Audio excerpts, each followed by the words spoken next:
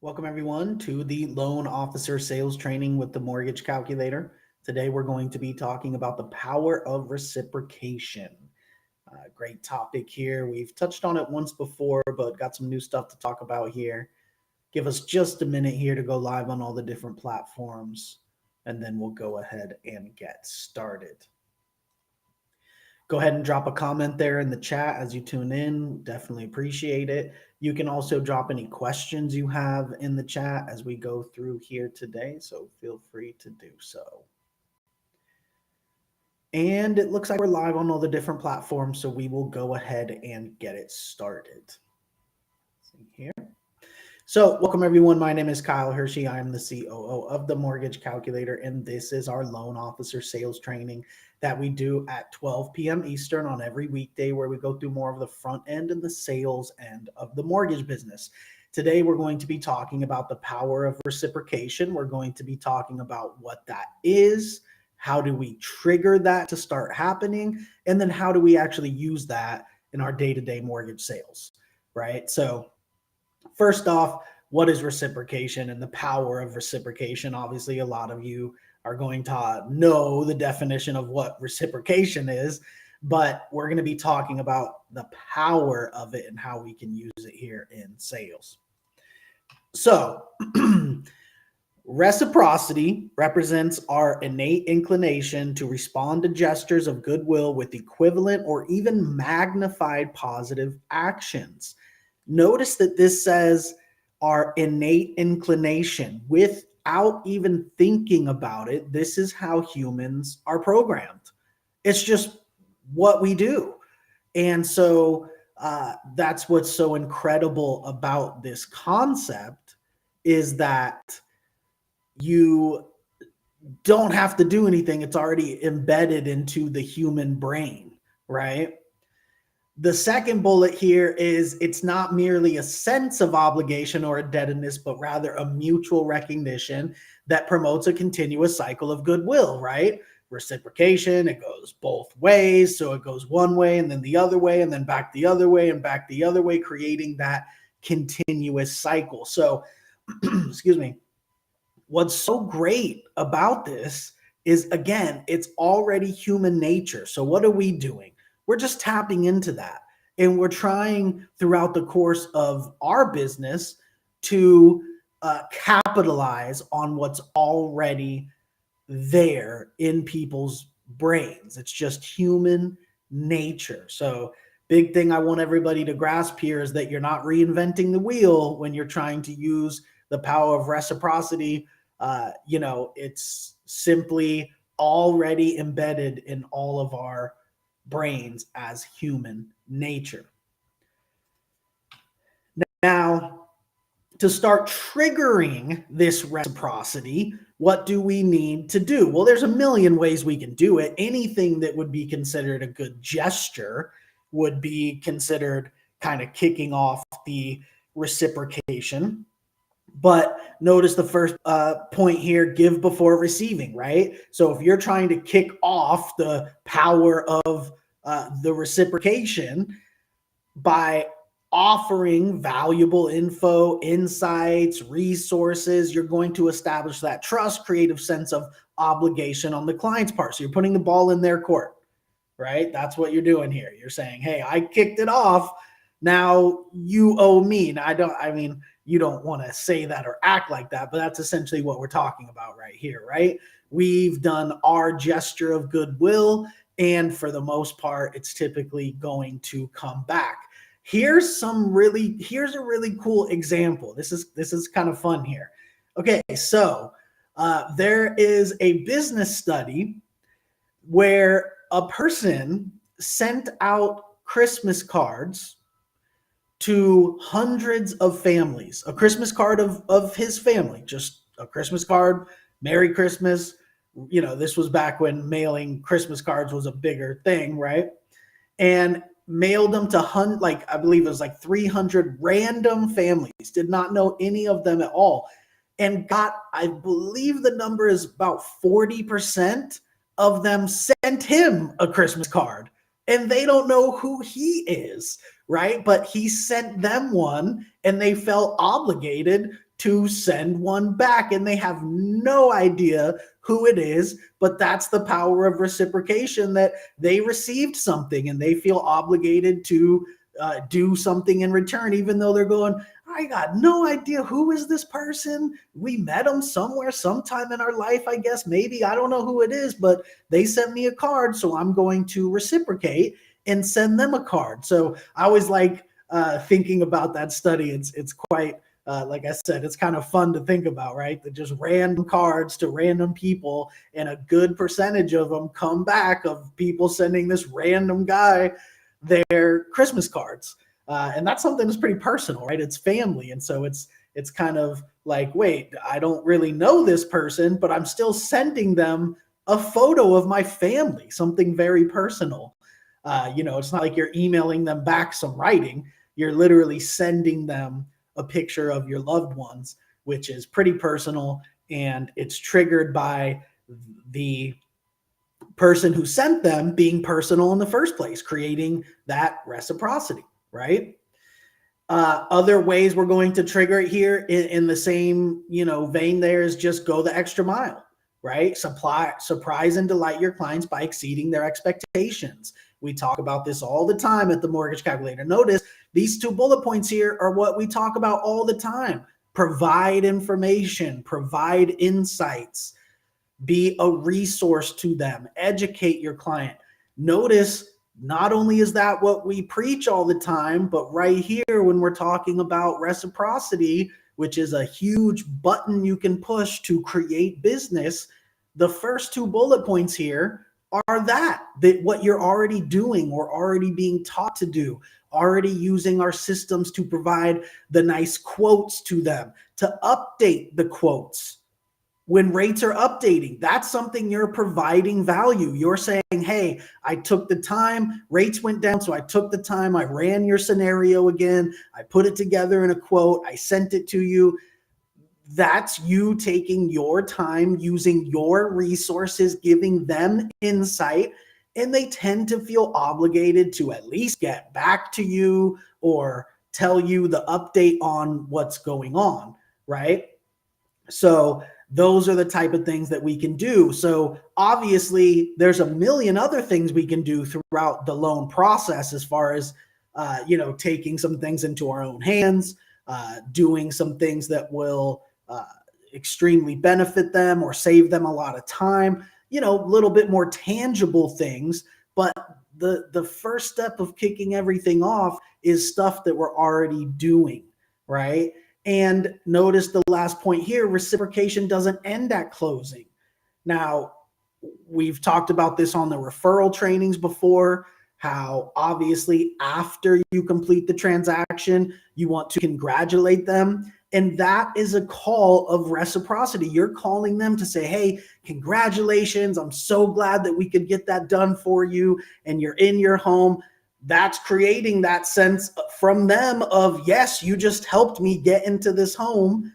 What can I do for you? And you're on the other end of the phone saying, hey, I would love if you would recommend me to anybody that you know. And anytime you hear somebody talking about needing a mortgage or purchasing a house, I would love it if you were able to give them my information. So when you call after the closing and congratulate them, that's literally kicking off that reciprocity by putting the ball in their court, saying, hey, congratulations, I did this for you. And then that reciprocity kicks in by human nature. And now they're listening to you saying, yeah, what could I do for you? I'm so happy. We're in our new home, or, whatever it is, right? And again, the closing gift is another great thing as well to create reciprocity, right? We send them the closing gift after their closing from the mortgage calculator. You need to touch base with them, make sure that they got it. And that's another thing where you provided something to them. So that's why that phone call is so important too. You're missing out on that opportunity. If the closing gift goes to them and you don't follow up relatively soon, when they still have that feeling of that they received something, you're wasting that opportunity. The entire point of the closing gift is to give them a thank you, give them something, have them feel like they owe you something. And what they owe you is referrals. And that's why you're going to be on the other end of the phone, making sure they got that closing gift, which then again kicks into their brain of, oh yeah, I got that. Thank you so much for giving me that. What can I do for you? And that's when you're asking them for referrals, for repeat business, and all that kind of good stuff, right? So let's talk about a little bit more about how we can actually use this. Well, we're going to use it in our initial sales calls. So going back to the first bullet point we talked about here, just providing value, providing insight, right? Anything that you can do to provide them with something, right? We're going to do that, and it's going to kind of trigger that. So we're going to do it in our initial calls. This isn't just for after closing, right? We're also going to do it for repeat business. Again, what I just talked about, we're going to, essentially thank them for working with us, but congratulate them on accomplishing what they were looking to accomplish, which is telling them, hey, I accomplished what you were looking to accomplish. And so let's do it again, right? So this is at closing, after the closing gift. We're taking that opportunity to ask them for repeat business. Now, at the Mortgage Calculator, we deal with so many investors that this is all so much more, even more important than with a conventional client. Some of you out there that may just do conventional loans, or agency loans, whatever it is, for primary residences. This is still important, but it's even more important when we work with all these investors, because guess what? They probably have another deal to do right then, right? So it's even more important that at closing, after closing, after the closing gift, these points of contact are big, because again, you're saying, congratulations, we did it. And they're saying, yeah, thank you so much. You're right. And you're saying, well, what's next? Is there something else that we should be doing? Now, this is all going to tie back into the trainings we've been having lately on HELOCs and HELoans. Now we're congratulating them on this project. We're now bringing up the next project, right? While they're thanking us, we got them in,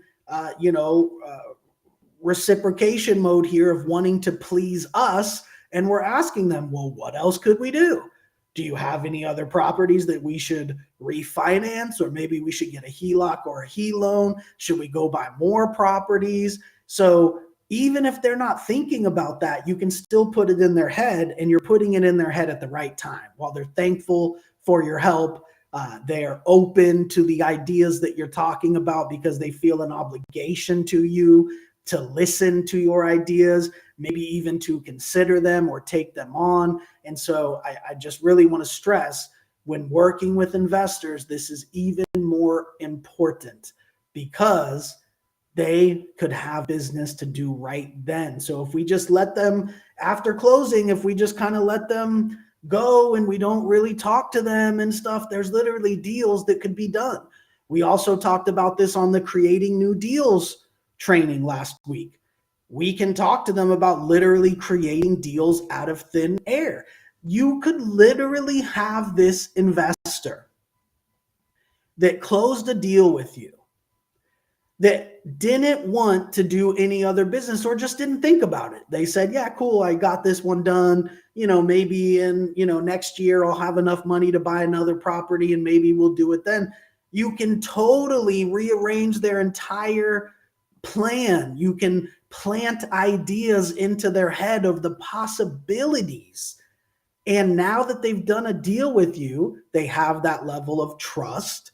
They have that level of, again, reciprocity, for feeling like you completed the transaction for them. So they would love to repay you with repeat business and or referrals, right? So those times, those follow-ups where we've created that reciprocity, we need to capitalize on it. And with investors, it's also the best time to plant those seeds. One thing about investors, and I know myself because, Nick and I are real estate investors as well. We buy stuff, we sell stuff, we do Airbnbs. And when you're a real estate investor, you want to do as much as possible. You want to buy as much as possible, rent as much as possible, sell them as much as possible. And so you're always thinking bigger, right? How can I get more doors, more homes, more whatever it is, units? And that piques their interest. And they start thinking, you know what? I guess I do have equity in one of these. So instead of waiting until next year, I guess we could cash this out and I could get 2 properties this year or 3 properties this year instead of waiting all the way till next year to buy another one, right? Now we're allowing them to build their real estate portfolio instead of waiting an entire year, and they could buy 1 property per year possibly, or whatever it is, to build their portfolio. We plant that seed that we can aggressively speed that up. And trust me, when that seed sits in a real estate investor's head, and they're on that mission to get as many doors or units or houses as possible, it's going to stay there. It's going to grow in their brain, and they're going to call you back at some point and say, we closed the last deal. That was great. I know you told me that we could pull money out of one of my other places and buy something else. Let's start doing that. So perfect time when you create the reciprocity to not only ask for referrals, but plant that seed of repeat business. Also, if it's a primary residence that you just did the loan from, of course, this all still applies. But when you're asking for the repeat business, obviously they don't have any repeat business to give you right then because they just bought a primary residence, right? But they could want to purchase an investment property. So, they may not have cash left over, or maybe they do, but it's a perfect time to plant those seeds as well, letting them know, here's the options we have now that you have a primary residence. When you're ready to become an investor, maybe get a second property and rent it out, I'm here. These are the type of things we can do. And then, of course, set yourself up for the refinances in the future. Make sure you have those. But the key right here for this slide is just strike while the iron's hot, while you have the power of reciprocation working for you. Those are the times where you're going to get the repeat business. You're going to get the referrals, and you're going to have clients that are happy and satisfied, and you need to use that. There's nothing worse than wasting a great transaction where you worked so hard to push this deal across the finish line, and then you don't capitalize on it because you just don't end up talking to the client at closing or after we send the closing gift, or following up in a month, 2 months, 3 months. That's the worst, because there's nothing more powerful than a referral from somebody you've done business with, or repeat business from someone you've done business with. And so we want to take advantage of that. So again, real quick recap. This is human nature. We don't have to teach this. We don't have to look for it. We don't have to hope it's there. It's embedded into all of our brains. So we need to take advantage of it and just know that it's out there, that it's working in our favor if we're doing these type of things to make it work in our favor. All right. I think we'll keep it pretty short here today because I don't see any questions. So I think we'll go ahead and wrap it up. Remember, 12 p.m. Eastern, we do this show every weekday where we go through the front end and the leads and the sales of mortgages. So we'll have some new topics this week. Thank you, everybody, for tuning in. We'll see you tomorrow, 12 p.m. Eastern, for the next episode.